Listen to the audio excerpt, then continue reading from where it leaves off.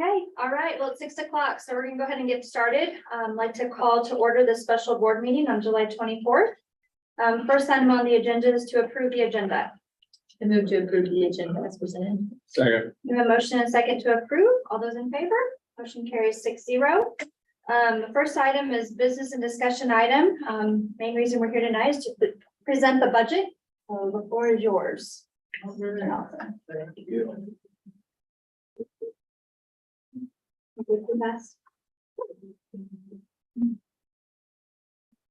In your packet and in board docs, you will see a PowerPoint and a board report. And then also the entirety of the budget's also loaded in there, your budget at a glance and all of those good things that we were required to use to publish. And so do you want me to start with kind of going over things, start with questions? What do you think?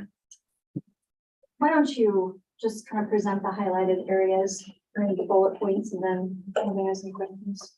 Yeah, we'll just kind of start with an overview, a little bit of where we are and show some history.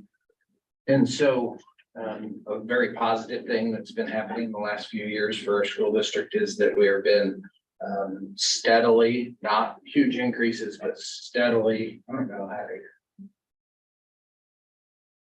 I see it on there, but not on my screen. Hold on, just a-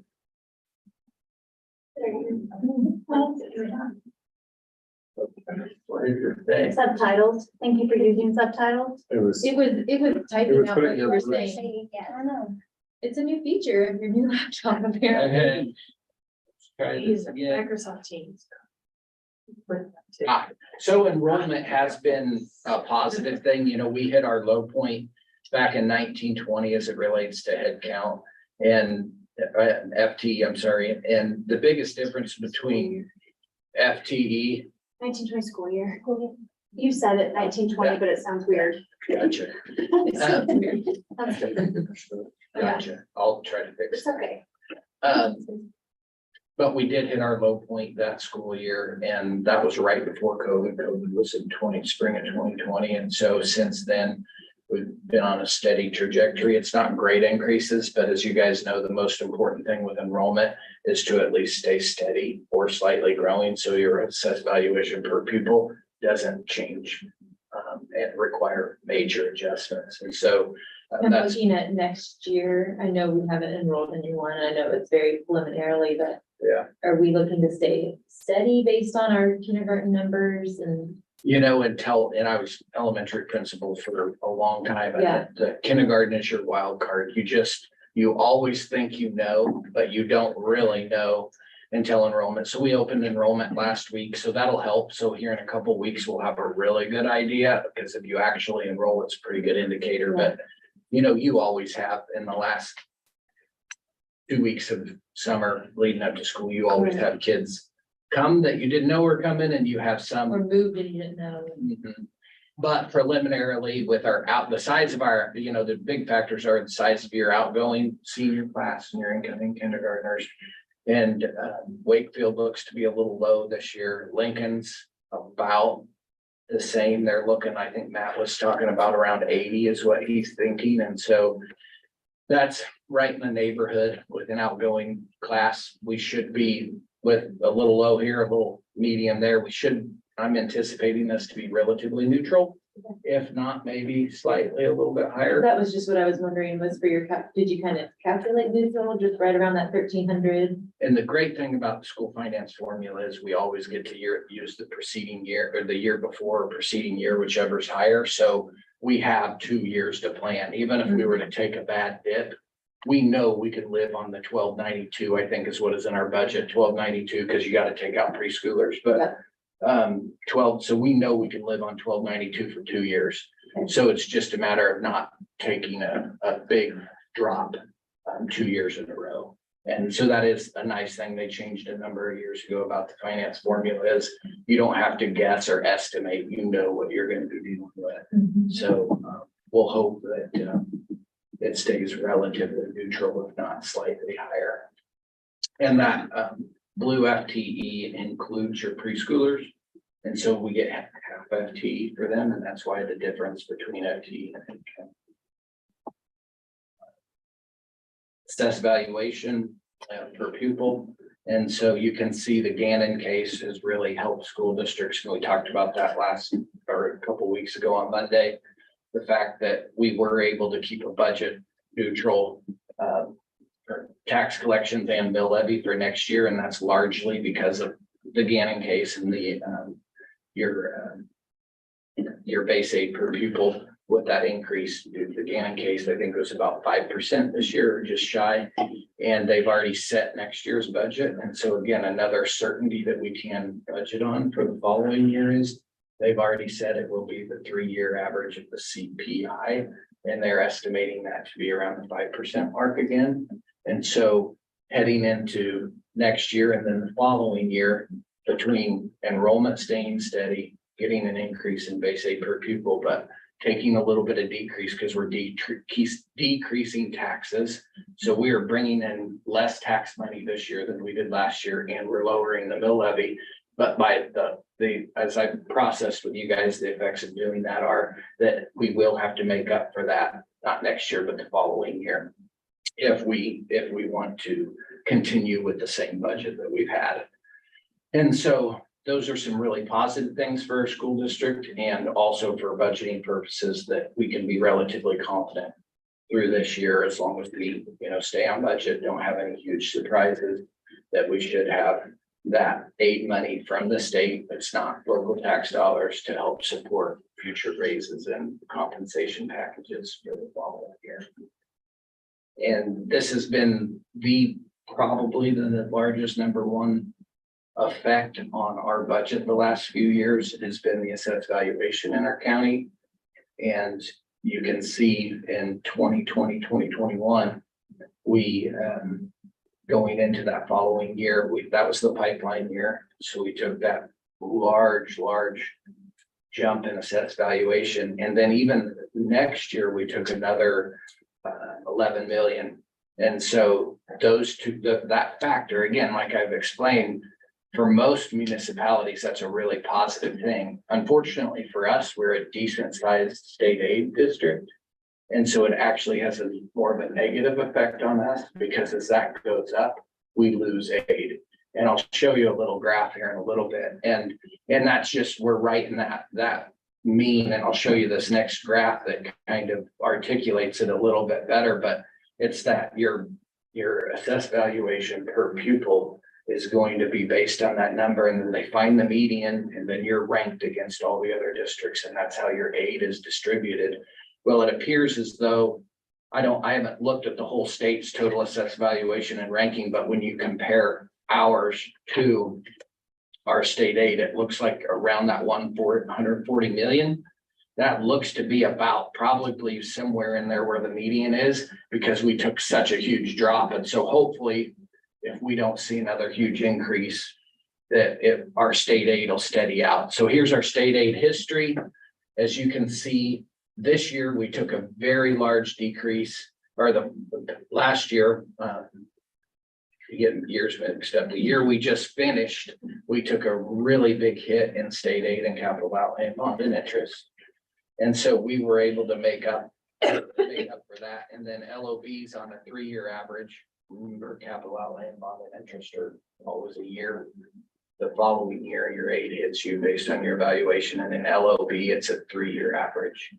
And so again, higher than that, then? What's that? 43, 42, and 38. It's 35. It's 34 point something, but we rounded up. So I think it's 34.6 or something like that.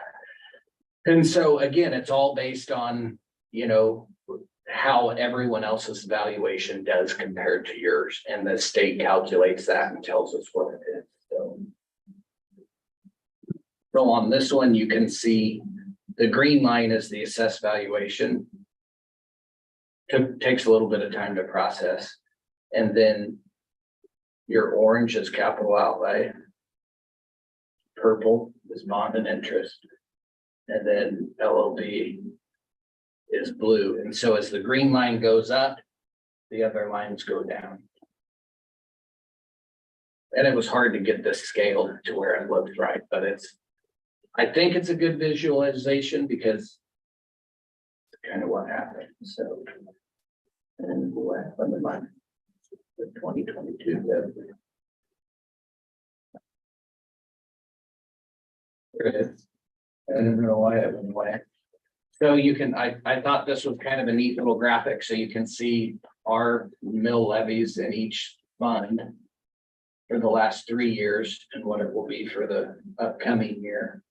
And so, and I think I have a graph in here too that shows a longer history, but generally speaking, we've been able to hover in that, somewhere in that 48 range for quite some time. That 2022 took that big drop because remember, state aid rates don't calculate until the next year. And so in that year, we took that very large increase in evaluation and we got the same amount of aid. So we didn't have to collect as much in taxes. So it dropped that levy, but the next year it made up for it.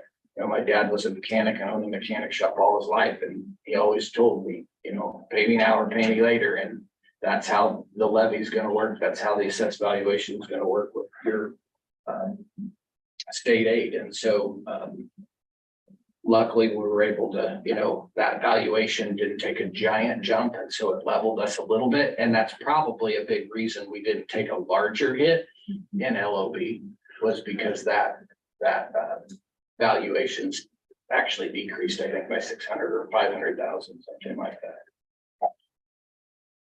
But we're still ranked against all the other Correct. districts. So it's not, Yeah, they went down. it's the difficult number to process for the public because it's not only did ours decrease a little bit, but that means that the rest of the state had to rank in a way that Was shook favorable. out favorably for our district. Yeah, that's 100% correct. And so there's a little bit longer history at the levy going back to 1819. And so, you know, we've been able to hover within pretty close to that 48 range for quite some time. I think comparisons are always nice too, and I'm gonna risk doing this big again, but every time I do it big, it does something weird, and so this is a group of school districts that we use kind of that are similar size, even if you take our total district enrollment and compare it to others, and then the two big ones that we compete with in almost everything are Manhattan and Salina. And so we use them on a lot of comparisons because we fight for staff from Manhattan and Salina on a lot of things. And so you can see our mill levy comparison to similar size district and then the two larger districts that are within our backyard that we compete with in a lot of areas. And then I think just something to note moving forward, if we continue to see that assessed valuation going higher and higher, we are going to have to account for that decreasing state aid. Staffing is going to be, I didn't put the graph. Oh, it's my last bullet. We have 34 certified teachers eligible to retire in the next, and that's not TELEC, that's just 379. So that's over a third of our staff certified will be eligible to retire in the next 5 years.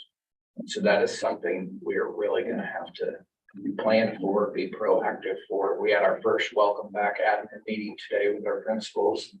And we discussed a lot of these things, but also we are going to launch a committee of some kind that made up of employees from our district, kind of a recruitment and retention, kind of a think tank, I guess we call it, and look at some of these future challenges that we're going to be facing and get some feedback from some of our employees on what might be impactful on helping us recruit future certified teachers. Lots of initial things talked about, but I think it's probably one of the larger challenges that we're going to have to face in the next few years. And so once that kind of gets up and running, I'll shoot something to you guys and see if you want representation on that committee or if somebody from the board would like to attend. But I would imagine we'll do some surveys, we'll do some benchmarking and researching on what other school districts are doing to recruit and retain, you know, what's important to the young people coming out of school, what does attract them to a school district. And hopefully in the next year, that would allow us some time to, I would imagine most of the ideas will cost money. And so that will allow us to kind of think about those and possibly incorporate them into any future compensation and benefit discussions that we have down the road. And so something that we're definitely gonna have to keep our eye on. Any questions about any of the slides before I go to the report?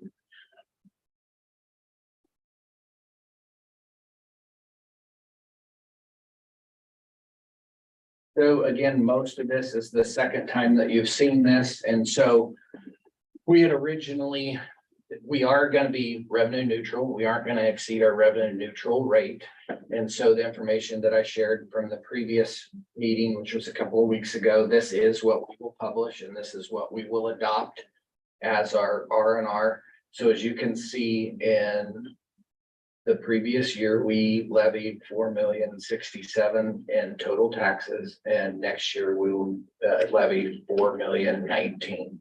And so we will be around $40,000 lower in total tax collected, and our mill levy will also be slightly below what it was last year. And again, I think you guys are very well versed and familiar with, you know, what that means. It's great that we're able to keep that tax flat or even lower. But next year, if we don't do some of these same strategies, but again, they take money from somewhere else, then we will have to make some decisions the following year. And again, a lot of that's dependent on assessed valuation and state aid. If that state aid neutralizes a little bit more and doesn't take a big drop, it won't be as difficult to make up for it. But again, we don't know what that state aid will do. It's all dependent upon assessed valuation across the entire state, where our rank is. And then we usually in about April or May, they'll send us what our estimated state aid is gonna be. And so we'll have a pretty good idea. Again, the positive is we will be able to rely on the base aid, base state aid per pupil. So that is, for me, a little easier to sleep at night, knowing that even though we're making some sacrifices within LOB to keep the tax flat, we still have that base aid increase coming to be able to provide compensation and hopefully, you know, account for some of that inflation that we know all of our staff are experiencing. So, and again, the strategies that we're doing, we're going from 8 to 7 in capital outlay. A reminder that interest on idle funds will help offset that decrease. That's not a long-term strategy, but right now it looks, before everything you read, the forecast for at least the next 12 months, we can rely on that, but it's not a 3 to 5 year strategy. And so just tuck that in the back of your mind that, you know, right now we can make up for that difference on this interest in idle funds, continue to defer maintenance projects that we have scheduled. But as it comes time for bond or capital planning, we usually do that in January or February. We'll need to just consider this part and what we want to do and what the plan is. And LOB, the state average, you can always adopt the state average of general fund, and it was 31.6 this year. And this school district, from what I've seen over history, has always done that. It's always adopted state average. This year we did, instead of adopting 31.6, we adopted 30.7. And when you do the total over and under, and this is the tricky part that I didn't know until late last week, but you know, from a taxpayer standpoint, it's their total over and under. Am I paying more taxes or am I paying less? And our budget for next year, they will be paying less taxes than they did the prior year. The tricky part is when we give this to the county clerk, she puts it, I think I put some examples of what that letter looks like in there from last year's letter. But they line item out each special fund. And so you have to line item out. BNI and LOB go together and they line item out capital outlay. Well, they use a software company out of Colorado, and that software company doesn't add all your lines together. It gives the school district 3 lines: BNI, LOB, capital outlay, and general fund. Bond and interest. And so because of that, went down and visited with Kayla. Her software is going to force her to put an R&R date in her software. So that letter is going to go out. And it's gonna say R&R on BNI and LOB because those two went up slightly, but we went down 1 mil in capital outlay, so our total is under. But her software, she can't change that, and it's forcing her to do that. Another example, we have 4 counties that we collect taxes from. One of them is Riley. Riley doesn't use the same software program, and it just gives a total. So if Riley County was our home county, we wouldn't have to put a date in there. And so it's kind of, for lack of better term, silly. We're not gonna exceed revenue neutral rate, but we have to post an R&R hearing. And that also means, we had the special meeting, so we could hit the old publishing timeline because we're not exceeding. Well, now we don't. We actually can't. We fall under the R&R rule or law now. And so we can't actually hold our hearing till after August 20th. After August 20th or before September 20th, I think. And so it was kind of like, I talked to April, it's like, do you want to cancel this meeting and just wait till August? But it was already on the books. So it was like, why not present our budget? So then that'll give us plenty of time to publish. So we'll probably next week get our publications over to the paper. We'll hit next Friday's deadline that he requires, and then we'll go 10 days after that. And that'll give us still a 2-week buffer to hit our 10 days, and then hold our hearings in September. And then you guys can decide if you want to adopt a budget in September. And so we fall back to that old timeline that we were under the last couple of years, whenever the R&R game. The second or the third piece that we're doing, we carried over 268,000 contingency last year. We put that into contingency reserve. We're going to use, and again, remember, we're using the 140,000 to offset tax collections. So we're going to use 140,000 from capital outlay or contingency reserve that we carried over for this purpose. And then we can use that to help pay for our property and casualty the following year. And that's what we set it aside for. And it just lowers the amount of taxes that we have to collect through the local option budget. And then number 4, it's not really a strategy, but it's important to note, because if you mess with your tax collection estimation too much within the software, it can drastically affect your cash balance in LOB. Because if I put 92% in, I'm telling the software I'm anticipating only collecting 92% of the taxes. Well, we know that in Clay County, our rate for the last 5 years has been always north of 96%.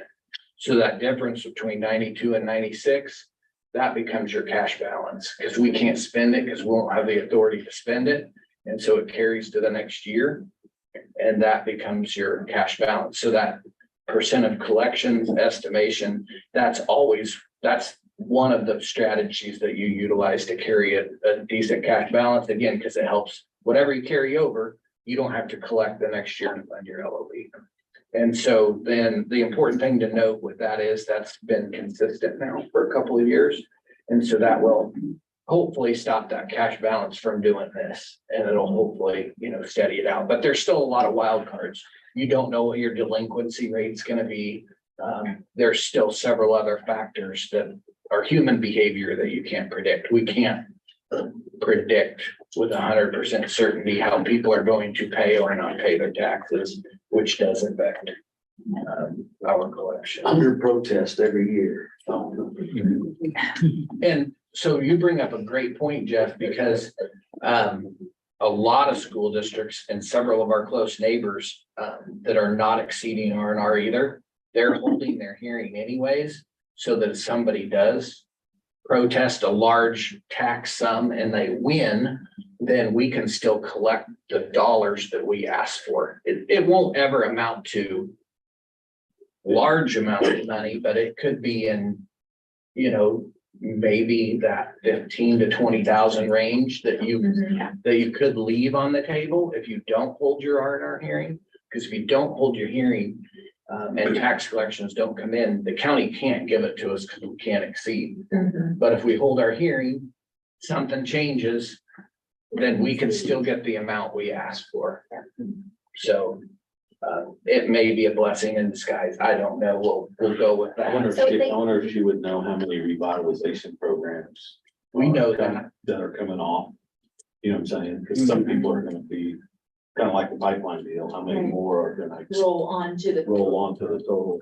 We know there's one big one coming this December. It'll probably be in the $7 to $10 million range.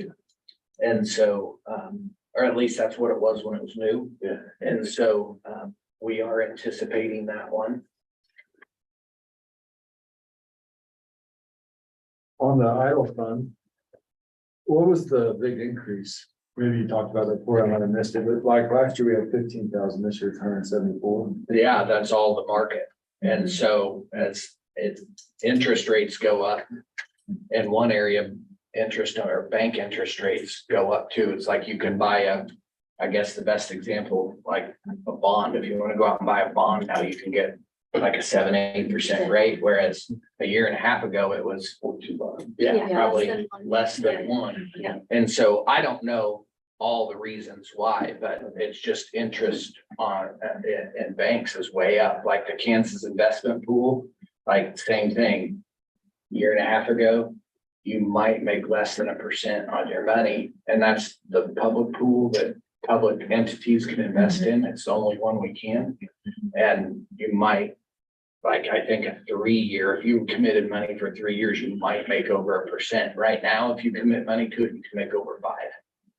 And so I don't know all the reasons why, but it has to do with the market. And then 5 years ago, we did a interest on idle fund structure with our bank. And so it's based on our balance, and it's a tiered rate, and we earn interest on our idle funds based on that tiered system. The top of it, the more money we have in here, they base it on the US Treasury rate. So right now, the US Treasury rate is at its all-time high, whereas 2 years ago it was nothing. And so the more money we have in there and the higher the Treasury rate is, the more that we earn. I just saw a massive change from last Yeah, year. it's a good Oh, yeah. question. Yeah, and there's It's a, nice to have more. Interest Solid going up, reason. and this is the only benefit of interest. Right. That's why people are still doing this, because even though the interest rate's gone up, the interest on their invested money's gone up too, so that balances out. Well, and if you go If back, one goes the other way, then things are gonna come to a stop. Yeah. That's for sure. you can only see 3 years in a budget. If you were to go back before that, before COVID, it was higher. Mhm. And then it just, the bottom of it just dropped out and nobody's money was worth anything. And then it rebounded nicely. So this draft budget does lower the total mill levy and actual taxes levied. And then I kind of explained what I just explained already in regards to the R&R and which direction we're headed there. And then I list out the timeline. We would be on target for a hearing dates on the September meeting. And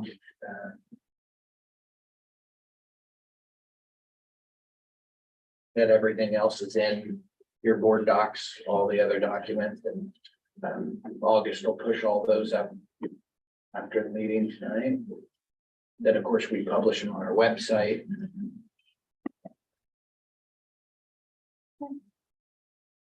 all right, what other questions? No one has.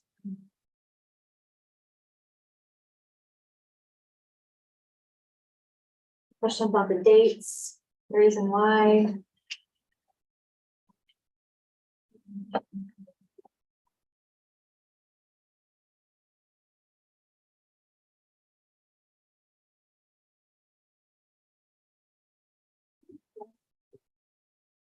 All right, no further questions. I'd like to make a motion to give final approval to hold the revenue neutral rate hearing at 6 p.m. on September 11th.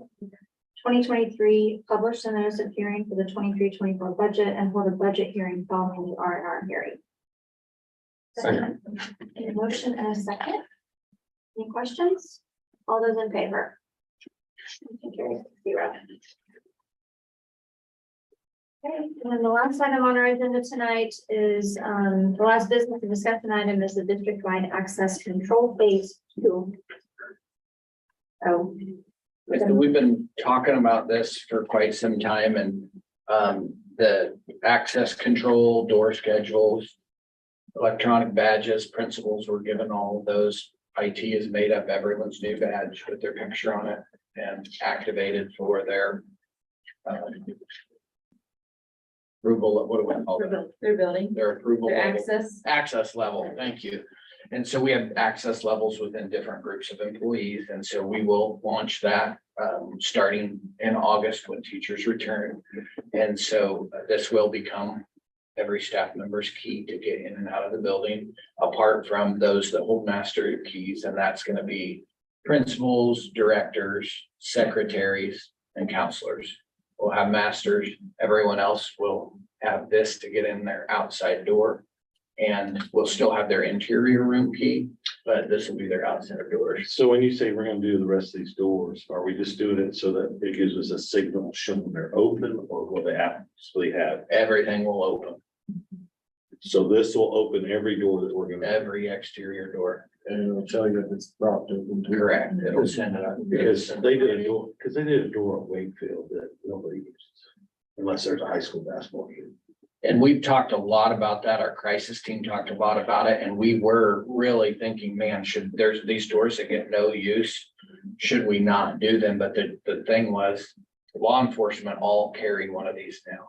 And we have all of our exterior doors numbered on a map that they have, and they're all in the same direction. And so the thought was, So like one is the main door to any building, and then it goes 2, 3, 4. and then our software is managed that way, but if there ever was that one crisis, Oh, yeah, I understand, but I mean, like right now, until these other doors get done.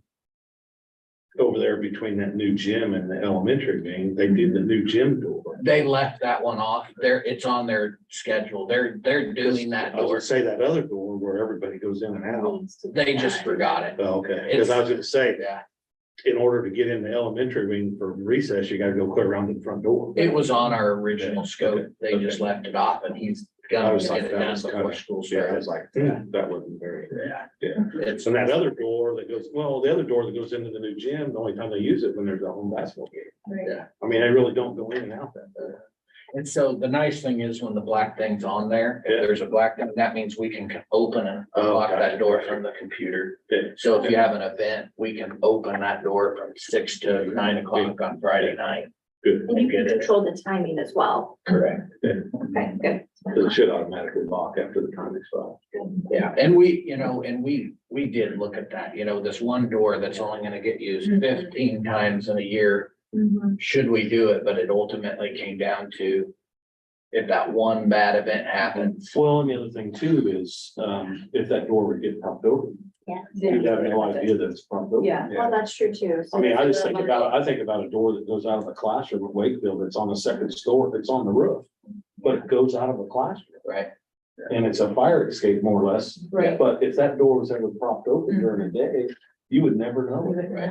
I mean, it just, for example, I mean, in Clay Center High School, the same way back there in the ag shop and some of that stuff, they have propped the door open, you'd never know it, or did you put something on it as far as that goes. And I'll tell you guys, and I told our administrators today, and they have a plan, and they're gonna talk with their staff and go through it all and collect keys, issue cards and all of that. I went through this as a building principal a number of years ago, and it's a process that takes a learning curve and is new and it's different. And so the first few months, you gotta get used to it, and it ends up being such a positive because, You don't have to have a string of keys. well, and the biggest thing is like in your elementaries, you have so many aides and paras that take kids on and off the playground. And they could never get in and out. They'd have to wait for somebody. If they were ever stuck out there, they wouldn't have a way in. And now their badge will only work during the school day, but they'll have a key to get in and out. But also that your employees will definitely have their name badge on every day. They will. You gotta think about that. There's a lot of them that don't wear them, but they'll have them now because that's the only way in. So, And the nice, every door read will be able to tell who went in it, what time they went in it, and when they, all of those kinds of things. So if you ever have something happen, you can really closely track who went in and out. Some of the bugs that we will need to work out is, our buildings get used so much in the nights and weekends. and the system that's gonna work best to handle that traffic. Cause you know, most of the time now they'll come pick up a key during the day, use it at night and then bring it back. And so there's several different strategies. And we're gonna just have to work out the bugs on those. You know, your big events, you're gonna have the doors open just like you do before and after school. But when that one team is using that door, so we can have a card at Garfield Elementary, guest one, labeled guest one and issued to whoever, and it works from the time they're practiced from 6 to 8. And then it won't work outside of that time that they have our facility. It's under the third rock by the second window. Right. But it puts you in the side. And there's a training plan that comes with this. So we have a team up here that's getting trained on the system. It's pretty complex. And they're building it to where they can do a second tier to where like our principals and our secretaries can get access to it eventually, to where they can control the door times. So that last minute, you know, they'll go in and enter their door schedules for a month. Stuff always comes up. And so it won't be right away, but eventually we will have all of our office staff at our schools trained to where they can adjust a door schedule. The only people that can adjust a key and what level of access they have, though, is gonna be up here, just like you do when you have keys. You know, only a few people can make and grant access to a key to certain locations. So, this will get us completely done and every door, and there's been a lot of man hours spent on building new maps, getting the numbers aligned, getting them to law enforcement, making sure law enforcement has our cards and fire have our cards. And like when somebody comes to work in our buildings, Craig can call up here and say, hey, I need the bug spray guy to have a badge that works on, you know, July 25th, all access, and it goes off at 5 o'clock. They're still required to check in the office, but they'll have a key that gets them in and out of doors so they can do the work that they need to do while we're there. Or like if Craig's out on vacation or he's out in the field fixing something and somebody needs in somewhere, it happens all the time. Then call up here and Ben or August can get on their computer, unlock that door for 1 minute, let the contractor in and then lock the door back. So there's some other advantages, but just that hardened exterior and knowing who's coming in our buildings and having, you know, it doesn't happen often, but we have disgruntled employees, and sometimes getting that key back is the hardest thing. And now we just click a button and they can't get into our buildings. So. Then I- Explain the grant. Oh, thank you. Yes. So this will be the second. Last year, we didn't receive as much, but we did receive some funding from the Safe and Secure Schools grant. And so that's kind of why we were waiting on asking your approval on this, was to see how much we would get from the grant. And we were awarded just shy of $20,000 in grant money that the state provided the school districts to apply for. We applied for the whole amount and they divvied it out proportionately throughout the state. I forget how many millions was requested, but 20,000 is a really good help.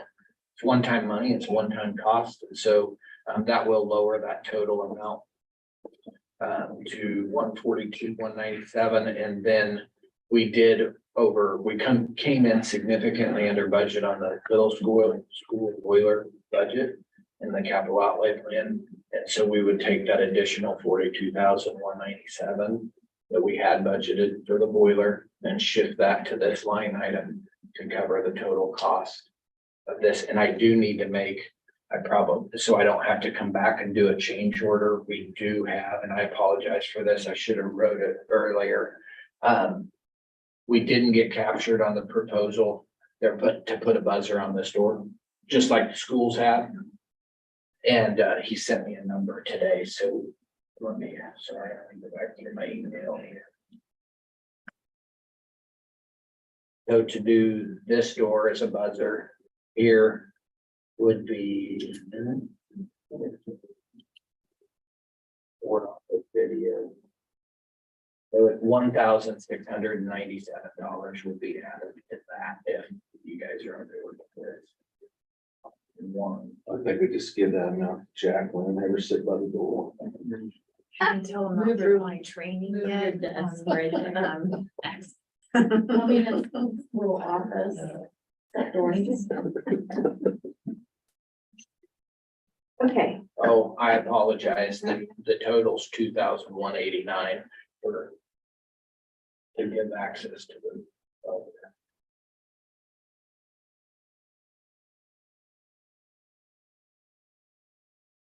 we're still under what we had budgeted by, even with that 2,189, about 25 grand. Correct. Based on what we had budgeted for the doors and the boiler that we were under For a budget. total over. Yes, yeah, our total over under is still under by about $25,000, so. Just so everybody understands. Okay. Any questions for Mr. Nelson on that item?